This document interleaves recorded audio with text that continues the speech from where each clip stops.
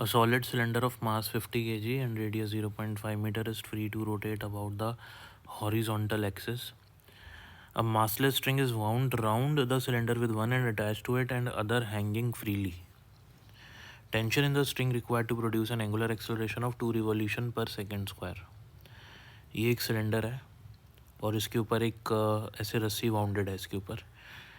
यहाँ से रस्सी को नीचे खींचेंगे, ठीक है. रस्सी को नीचे खींचेंगे तो ये अनरोल होना स्टार्ट हो जाएगा. तो ये तो इस डायरेक्शन में घूमेगा और रस्सी नीचे आती जाएगी, खींचती जाएगी, नीचे आती जाएगी. तो जब ये रोल होएगा तो जो इसकी रोलिंग के लिए जो एक्सेलरेशन हो वो होना चाहिए 2 रिवॉल्यूशन पर सेकेंड स्क्वायर. उस कंडीशन के लिए इतना एक्सेलरेशन आने के लिए कितना हमको इसको खींचना पड़ेगा, है ना. टेंशन कितनी आएगी स्ट्रिंग में, ये हमको क्वेश्चन पूछ रहा है. तो जितना हम खींचेंगे उतनी ही टेंशन आएगी. मास दिया हुआ है इसका 50 kg, सिलेंडर का मास, ठीक है, दिया हुआ हमको 50 kg. रेडियस भी दी है और सिलेंडर जो रोल करेगा उसका रोलिंग का एक्सेलरेशन भी दिया हमको 2 रिवॉल्यूशन पर सेकेंड स्क्वायर. तो इसको हम रेडियन पर सेकेंड स्क्वायर में कन्वर्ट कर लेते हैं.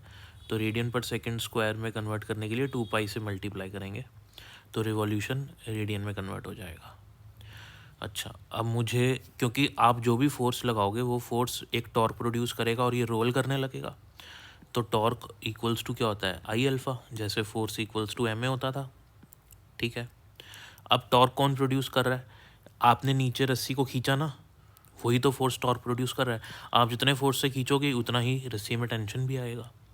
तो टॉर्क को क्या लिख सकते हैं हम, टॉर्क को लिख सकते हैं हम टेंशन फोर्स इनटू रेडियस, क्योंकि जो रोलिंग होगी वो अबाउट सेंटर होगी. तो इधर लगने वाली ये वाला फोर्स जो इसको रोल करेगा और ये हमारा रेडियस, तो ये इसको जो टेंशन होगी इसको ऐसे इस डायरेक्शन में रोल करेगी, ठीक है. तो यहाँ पे मैंने नीचे की तरफ टेंशन ले ली. आपको पता है कि हम लोग जितना इसको रस्सी को नीचे की तरफ खींचेंगे उतनी ही इसमें टेंशन आएगी. तो अगर मैं नीचे एफ़ फोर्स से खींच रहा हूँ तो इसमें जो टेंशन आ रही है वो एफ़ ही आएगी. तो मैंने उस एफ़ को कैपिटल टी से लिख लिया है, टेंशन. तो टॉर्क हो जाएगा मेरा capital T into are I alpha, ठीक है. क्योंकि मेरे पास ये जो सिस्टम दिया हुआ है ये हमको दिया हुआ है सॉलिड सिलेंडर. तो सॉलिड सिलेंडर रिजेंबल करता है एक डिस्क के जैसे.